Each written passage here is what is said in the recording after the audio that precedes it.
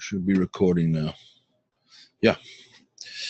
Okay, so tonight we are going to talk about the idea of suffering.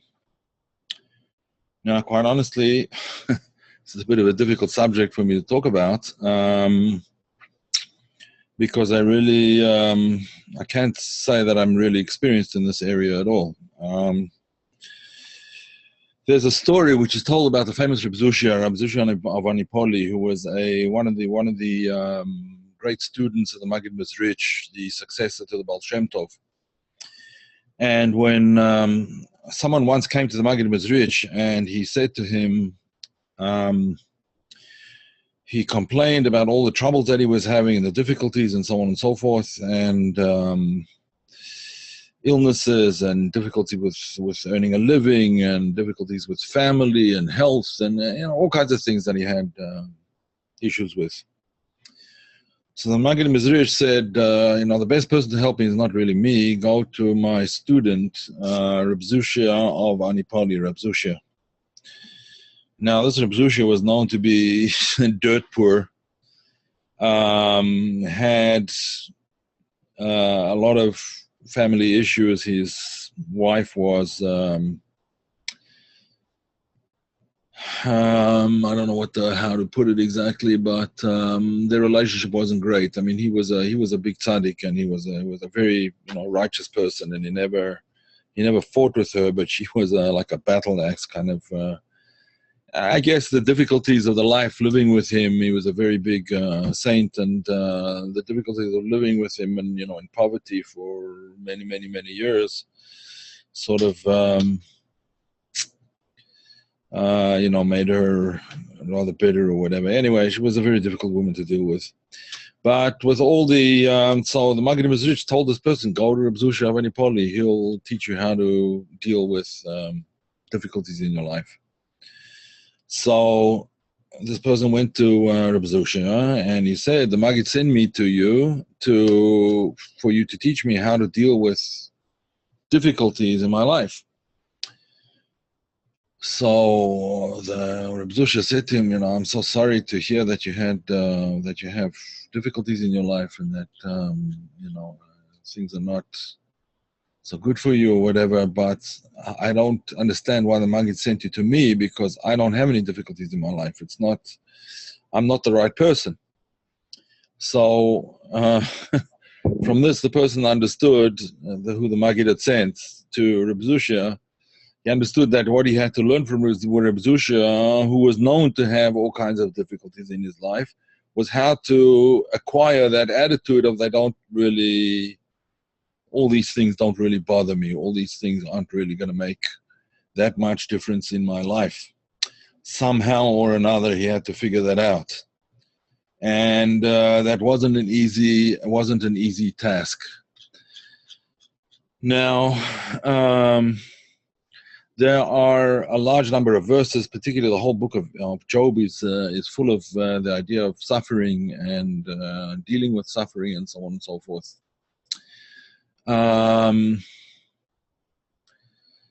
But there are a number of sayings from the sages about the idea of suffering, and what most of them boil down to is basically this: that suffering, a person suffers through various things, whether it's illness, whether it's family problems, whether it's poverty, other difficulties in life. A person suffers through them not as any kind of punishment. Yes, of course, a person has to examine his deeds to see if he brought this kind of thing upon himself. Let's be frank. If a person eats, let's say, a burger and fries every single day, and then he has heart problems and he's not well from it, I think he would understand clearly that my diet hasn't been the greatest, and therefore, I have to change something there. But we talk about a person who doesn't see any connection between his particular actions and the suffering that he is undergoing, he or she, obviously. So why is it that some people suffer and others seem not to? Now, when I say seem not to, because truth be told, everybody has difficulties in life. Some people show it more, and some people show it less, and some people are more aware of the fact that, like Reb Zusha, was not aware of the fact that he was supposedly suffering, and other people are much more aware of it. They're acutely aware of it. But what the Talmud says, what most of the opinions in the Talmud and the Medrash and various other places say, is that Yusurim memarkim, which means that Yusurim, difficulties or suffering, refines a person. At least it should refine a person. It should refine a person to become more humble. It should refine a person to improve his relationship with his or her creator.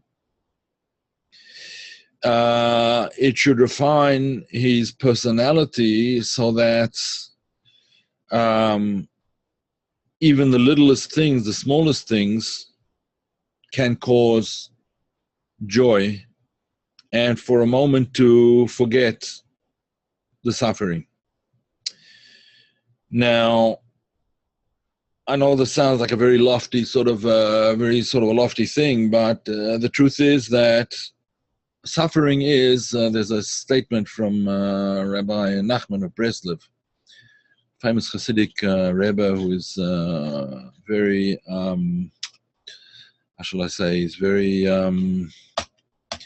very well known in the Hasidic world, and he has some very interesting statements about things. So he said that, I'm going to quote you from what he said. I'll just read it's in Hebrew here, but I'll just read it in English. So just give me if I'm making a mistake in the translation as I'm doing it, I'll come back and correct it in a second. So he says as follows: know that all types of difficulty, all types of tsa'ar, suffering, anguish, all types of suffering in the world are only because of a lack of da'at. A lack of da'at. Now we know what da'at is, the sfira of da'at. Let me just get it up on the, oh no, I'm typing Hebrew, so I won't get it that way. Okay, 1 second. All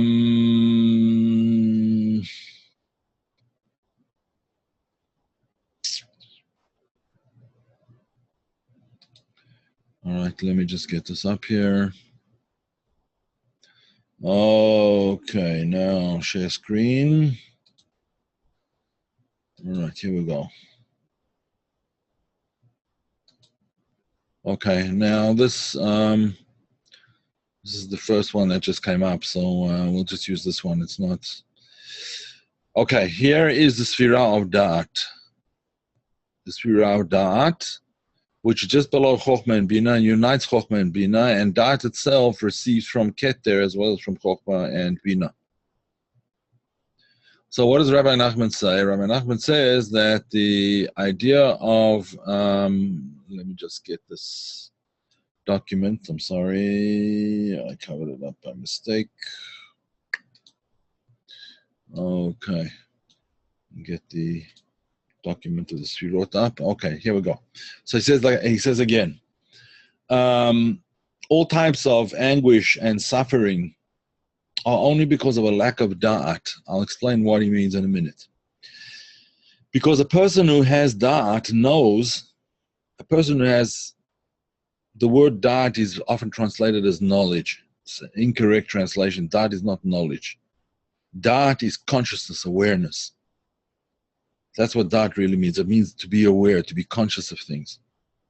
So a person who has da'at knows that everything is by hashgacha, by oversight from the Holy One, blessed be He. Since everything is by oversight of God, in other words, God is in charge of it and makes it happen, there's nothing that happens without His say-so. So therefore, there's no concept of suffering. No one's doing anything to you other than for your own sake. But more than for your, even if it was for your own sake, I'm not quoting Rabbi Nachman now, I'm just explaining, Even if suffering is for your own sake, you could say, I still experience the suffering. Says Rabbi Nachman, no. A person who knows that everything that's happening to him is in order to lift him up to a higher level, doesn't experience the anguish thereof. Now, I'll give you an example. Let's say a person has a toothache, terrible toothache, and he knows that he has to go to the dentist, and he knows that when he goes into the dentist is going to put, have to drill and so on, so he's going to have to get some kind of Novocaine or whatever, and he can feel the needle going into his gum and so on and so forth, and then he doesn't feel anything because his jaw goes numb, and the dentist fixes the tooth and fixes the tooth, but afterwards he has some pain. Now, it's true that afterwards he's going to have some pain, but that pain is soon going to go away, and the tooth will be healed so that it won't cause the pain that he felt before. As we all know, tooth pain can be terribly, terribly painful. So in a similar kind of a way, Rabbi Nachman says, if a person is aware that the suffering is only sort of a temporary thing, and he understands where the source of it is, where it's coming from divine providence, that'll enable him, it'll help a person to transcend the pain. Now, when I say transcend pain, I'm even talking about physical pain, emotional pain also, but physical pain. We all know, or I'm sure we've all heard, that there are many cases where women give birth, which can be an extremely painful experience.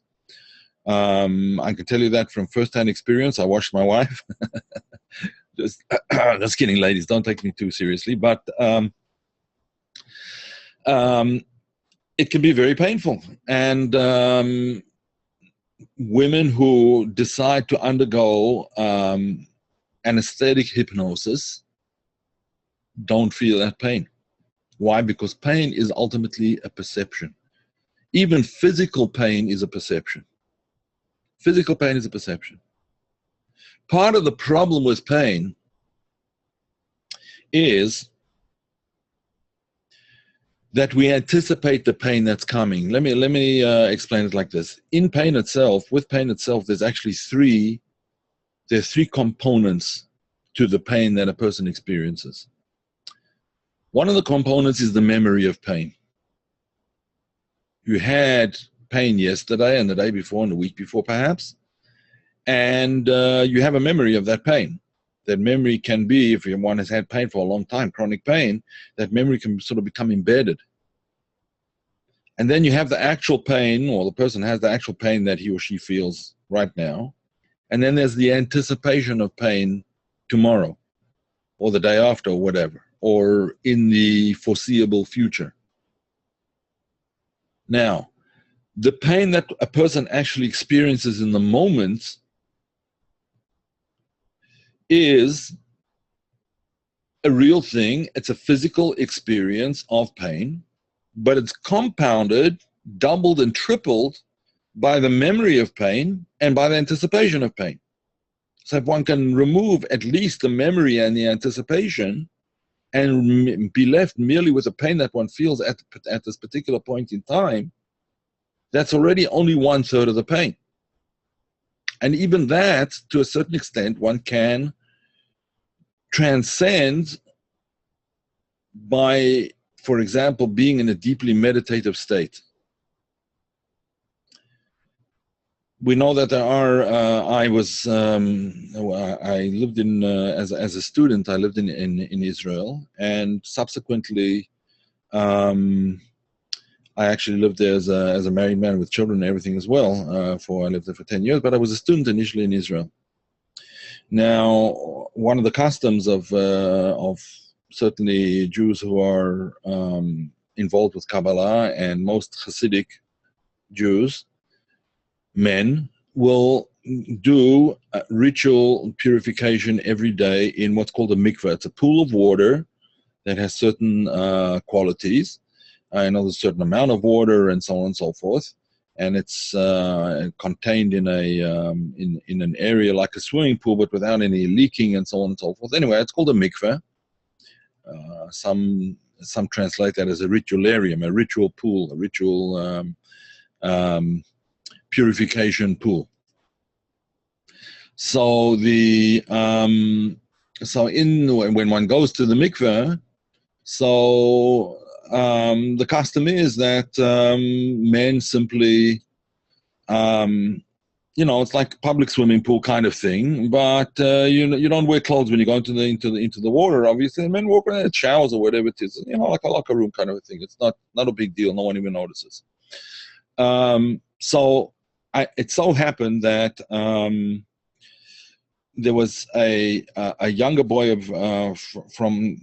I'm originally from South Africa, and there was a younger friend of mine from South Africa. He was like a year or two younger than me, but he had been living in Israel for a long time already. He'd been in yeshiva for a long time, and he said, he just pointed something out to me. He said, "See that fellow over there?" Whispered to me, obviously. "You see that fellow over there?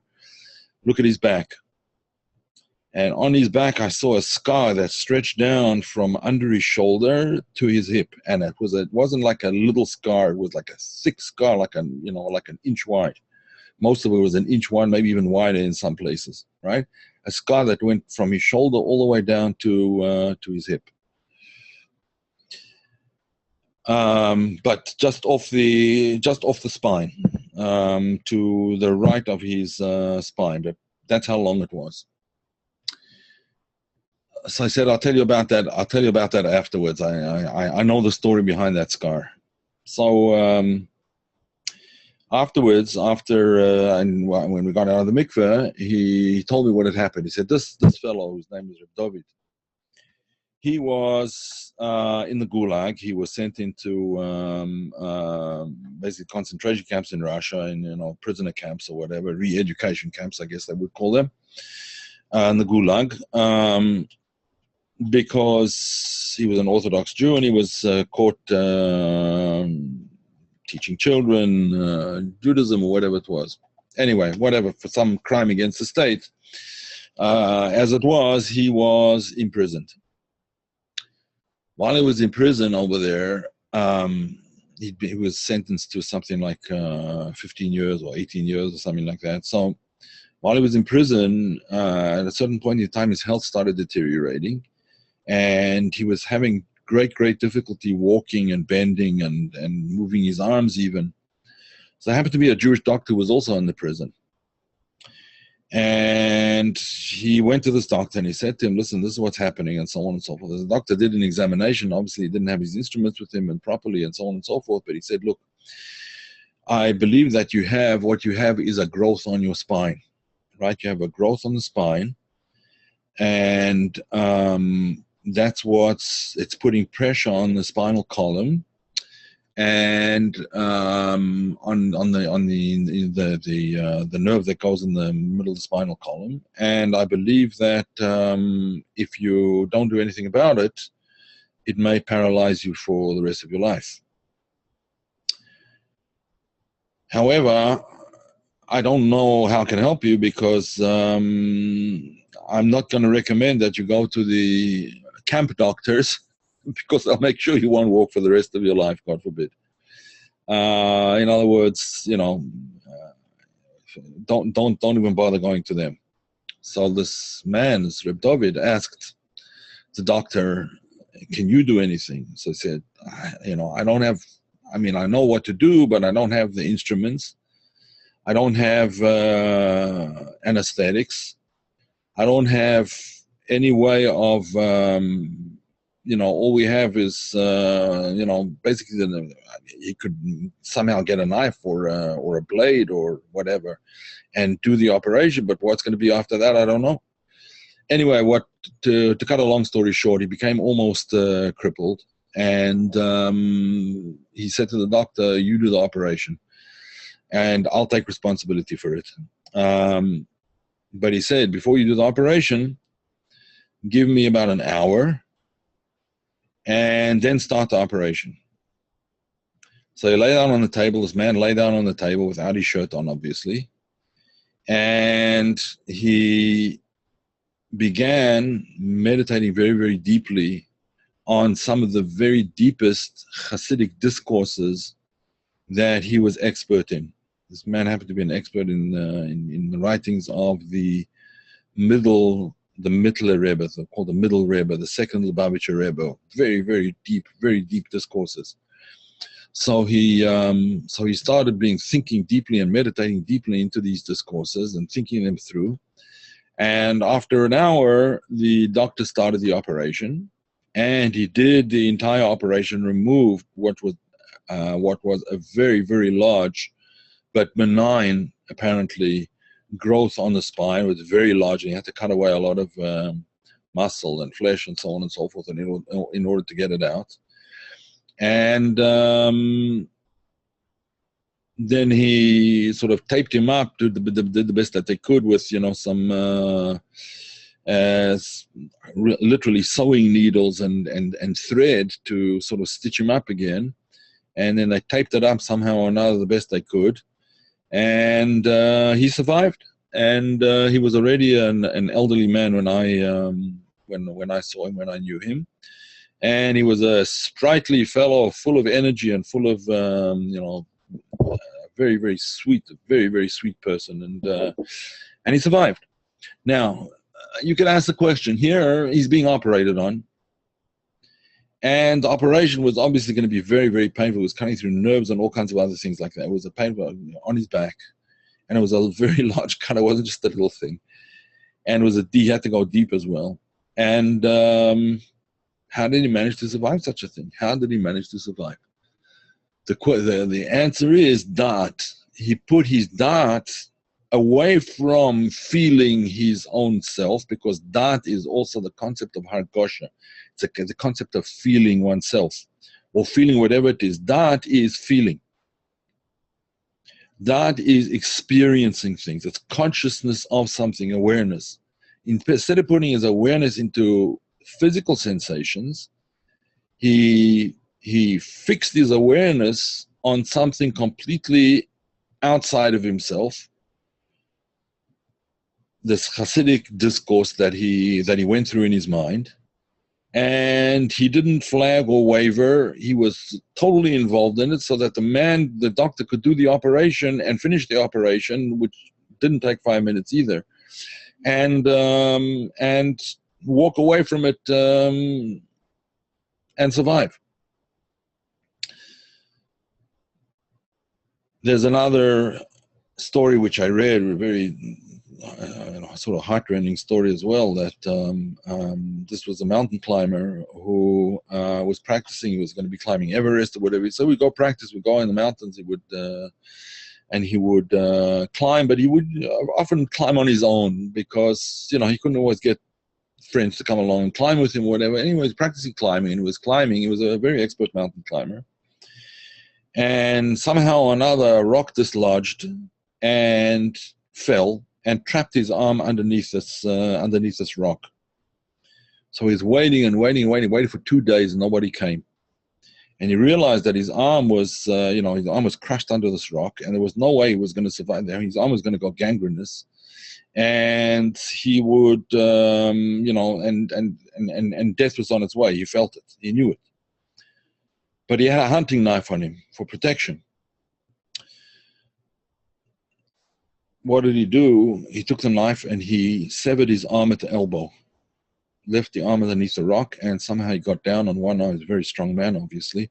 He got down from where he was using one arm. He put his arm in a tourniquet to stop the flow of blood, and he made it back to safety. Now, I mean, this is a completely unusual kind of a situation. I don't think anyone could ever do anything like that. But again, how did he do it? Because he didn't focus on the pain that he was experiencing. He focused on something else. That's what hypnosis does. When a person goes into hypnosis, it teaches a person to focus on other things, usually internal processes, so that you don't feel what's going on in the body. That's what Da'at managed to do. And that is what Rabbi Nachman was suggesting be done. Let me continue to read this quote over here. It says like this again. All types of pain and suffering are only because of lack of da'at. Because someone has da'at, who knows that everything comes from God, it's all overseen by God, doesn't have any suffering, and he doesn't experience any pain. Now, even though, obviously, I'm continuing to translate, even though there are pains, and a person can feel the idea of pain, and sometimes pain is so sharp and jabbing and all absorbing that a person sort of has to focus on it, and it can happen. Nevertheless, he says that just to continue, and that's because the soul is within the body, and therefore one feels the soul, so to speak, experiences the pain of the body. And the same thing happens at death, that the soul, as it departs from the body, it experiences the pain of the body. Nevertheless, he says a person has the ability to sort of have kind of an out of body experience. In other words, he can focus on something outside of himself such that he doesn't feel the pain, at least not to such an extent. Someone who is feeling pain constantly is because his da'at is very much involved in it. His da'at is very much involved in the pain, either the experience of pain, the anticipation of pain, the memory of pain, all of them together, and that, of course, makes it much worse. So his suggestion, therefore, is the first thing to do is to somehow take your mind off the pain. Take your mind off the pain by involving yourself in something else, involving yourself deeply in something else. It may be difficult to concentrate on something else, but the deeper you concentrate on other things, the less you will experience such pain, as we see in the two stories I just told. Nevertheless, say a lot of Kabbalistic texts, or all the rabbinical texts, in fact, including Kabbalistic texts, say that the experience of pain is one that refines a person and one that purifies the soul. So pain is not something, if one experiences pain, it's not for nothing. There is a purpose to it. There's also, in some strange way, a kind of a benefit to it, in the sense of self-refinement, if one approaches it in that way. But if one approaches it in the way of, why is this happening to me? Why are you doing this to me? You know, asking God, why are you doing this to me? And it's not fair, and I protest, and so on and so forth. And that's not going to bring about any self-refinement. But ultimately, it's possible not to experience the pain and the suffering by placing one's da'at elsewhere. I think this is a lesson for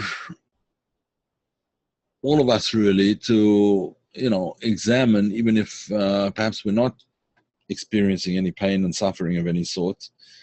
But that da'at is a fundamental, very important quality of the soul that allows us to choose where to place our focus, to choose on what to concentrate, to choose on what to fill our consciousness. We have that ability, and we should use it, and use it wisely.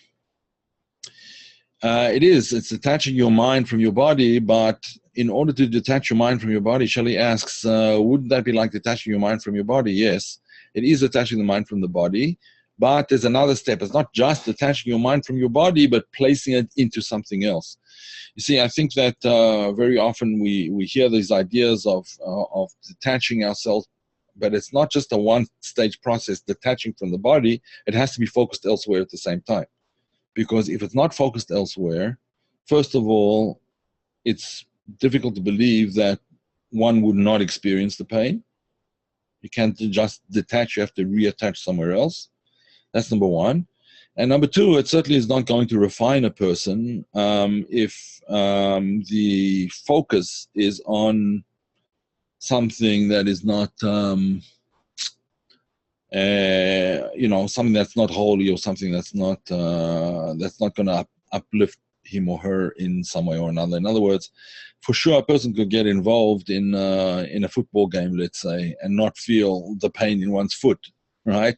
Whatever.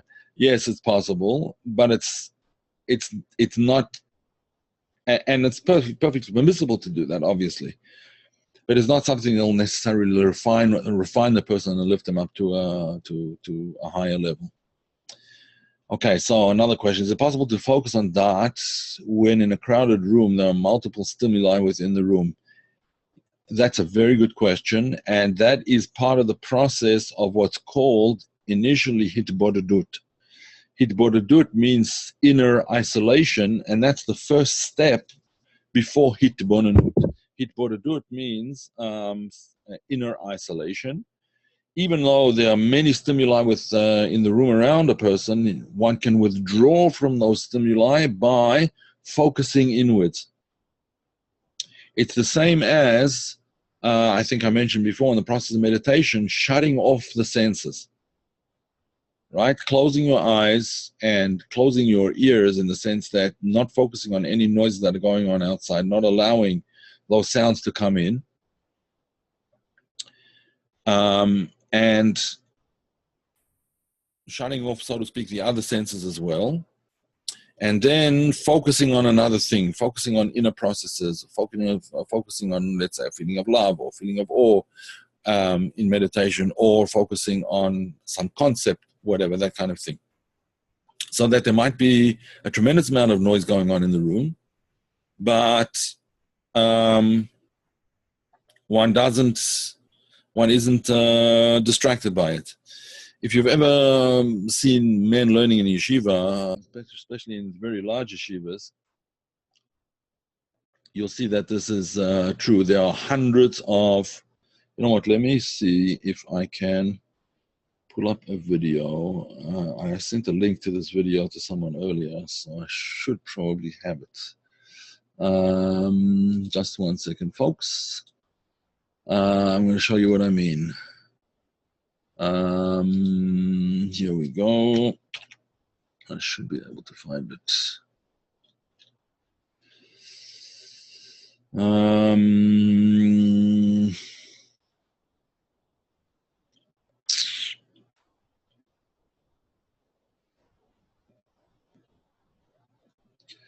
Yep, here we go.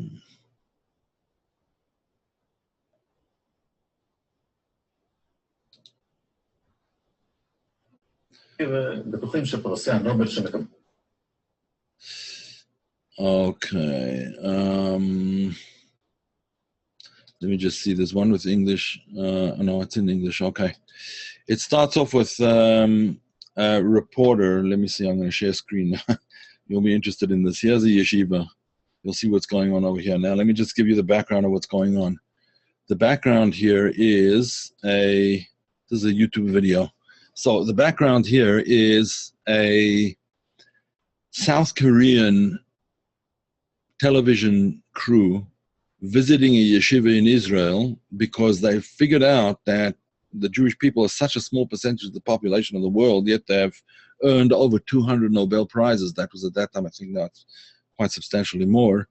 And they wanted to figure out, like, what they came to the conclusion that Talmudic study is the reason for so many Jews being extraordinarily smart. And in fact, they now teach Talmud in Korea, translated into Korean, but they teach Talmudic courses in order to teach people how to think. So here is the video. I hope you'll be able to see it and hear it. I'm going to turn my mic around so you can pick up the sound. Here we go. Okay. טלוויזיה מדרום קוריאה שבא לבקר כאן. That's the study hall. ניסיונות לפצח את סוד הגניום היהודי.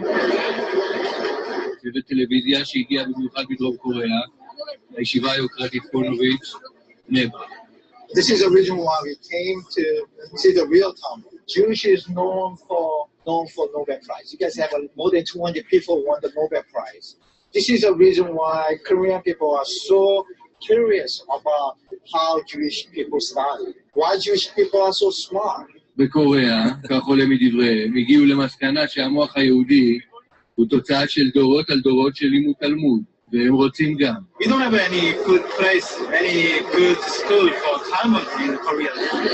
תלמוד מתורגם לקוריאנית הפך ללהיט. רבים לומדים וחולמים לפענח את הטכניקה ולחדד את מוחם. אבל אם אני רואה שהמצב בין שניהם הוא לעולם אסור, אז אתה רואה שבכל העולם זה אסור, אז הנה, אתה רואה שזה לא דבר שהוא ספציפית אליו. לפרט דיבום נאמרה באישה שהיא לכאורה קרובה. Discussion sometimes turning to be quiet, no? לחלל לימוד התלמוד בישיבות הם מתייחסים בחרדת קודש.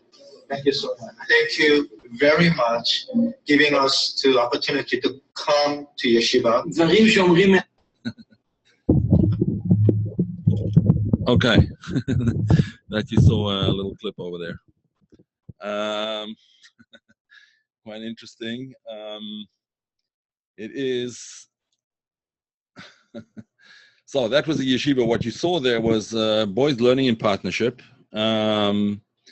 You always learn with a study partner. You don't learn on your own. And the amount of noise, I mean, you didn't really hear it so much, but the amount of noise in a study hall is phenomenal. And you just can concentrate on what you're hearing from the guy next to you, right? That's what you have to focus on. You have to focus on what he's saying and not what everyone else is talking about. And there's a lot of noise. It's a very noisy. It's not your local university library where the signs that they were please keep quiet. It's the opposite. People are animated and they sometimes yelling at each other and disagreeing and different interpretations and so on and so on. That's what Talmud study is all about. So you have the ability to focus out certain things. That's all I'm saying over there. Okay, let me just see. Please, let's see. Give an example of where to focus.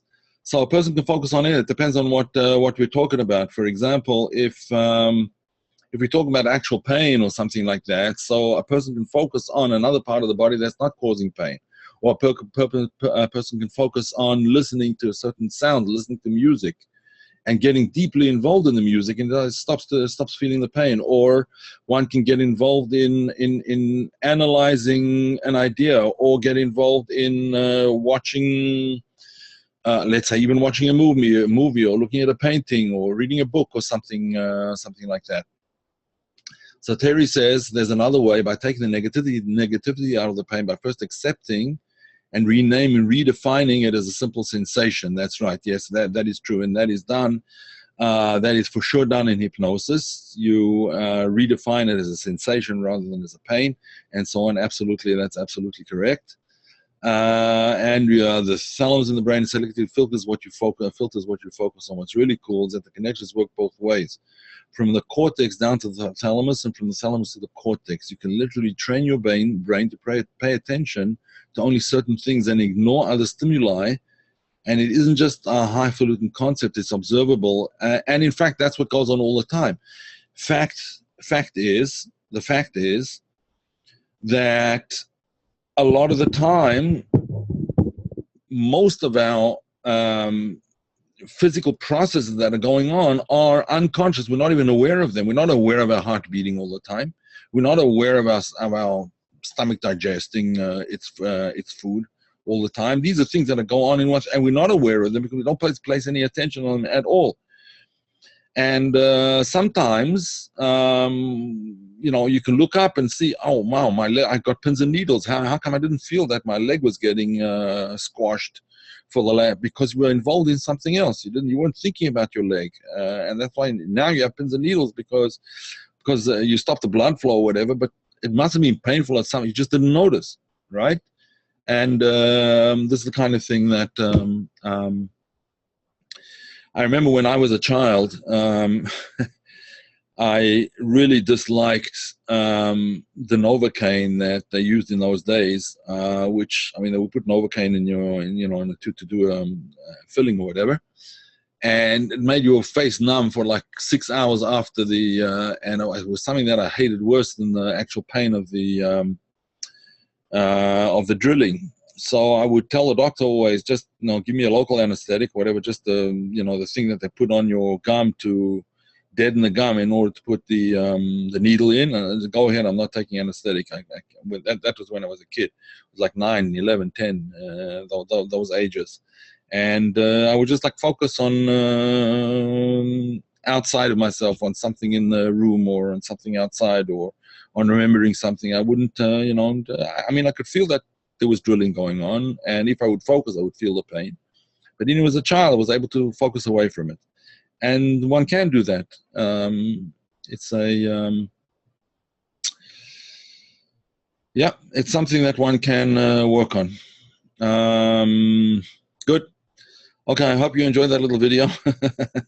It's kind of an unusual scene to see, but if you want to look it up again, if you want to see it again, just look up South Korean TV crew visits yeshiva.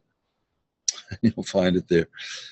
Alrighty, folks, that's it for today. There will not be a class on Sunday.